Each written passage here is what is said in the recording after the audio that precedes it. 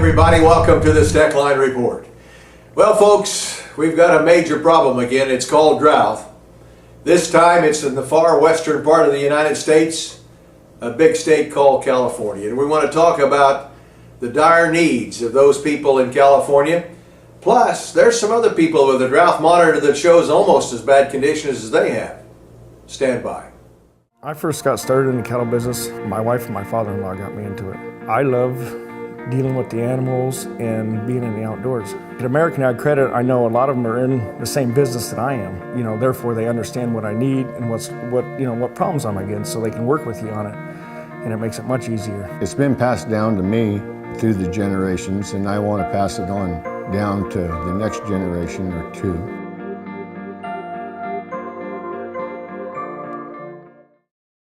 For over 8 decades, America's farmers have counted on the little red tractor from Case IH, the Farmall, to help them make short work of their demanding chores. Well, Straub International can show you they aren't just for farms anymore. With horse ranging from 30 to 140, plus an army of attachments, a Farmall can tackle every chore on your to-do list, from hauling and mowing to loading and towing, and then some. Visit Straub International, your Case IH dealer at any of our 7 locations, to find a Farmall that's right for you.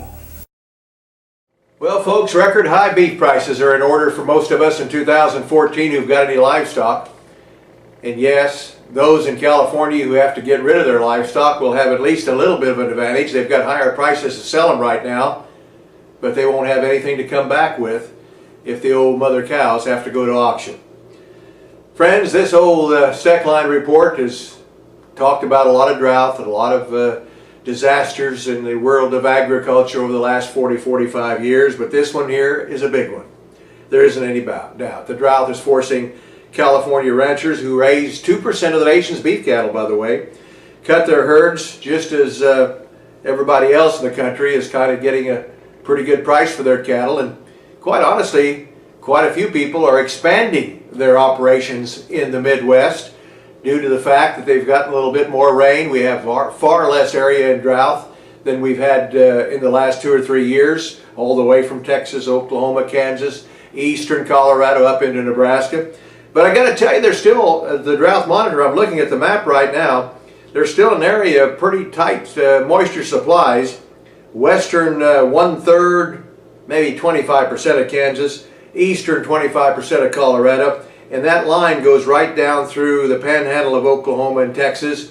So there's still some areas of concern there. But the biggest one by far is California.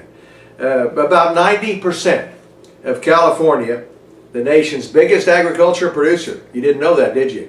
But we're talking about everything here, folks. 90% of the state of California is in severe drought. That's affecting a lot more than just cattle.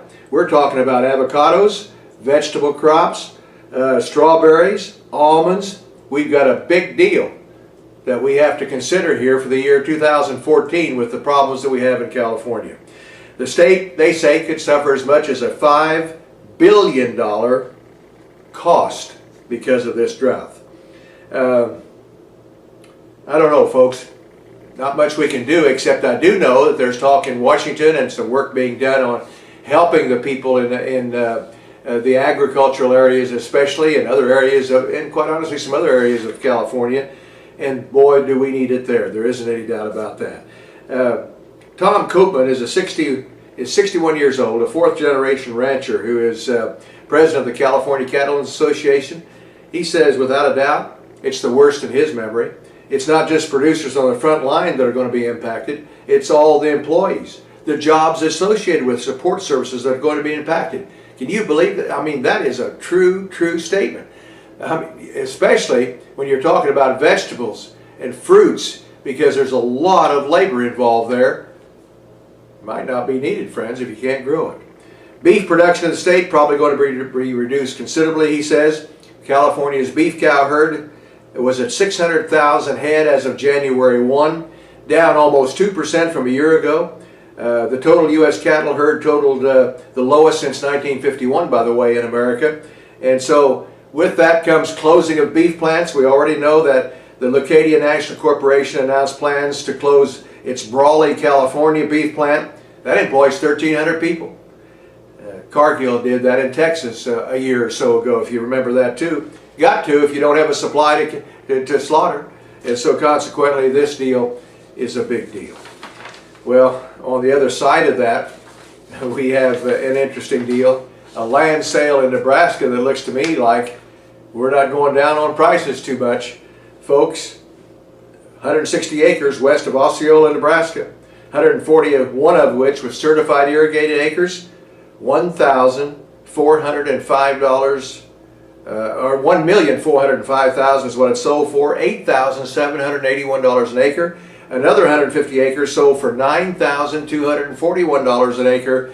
Good luck to those buyers. And that's it for the Steckline Report. Stay tuned for more on the next go round.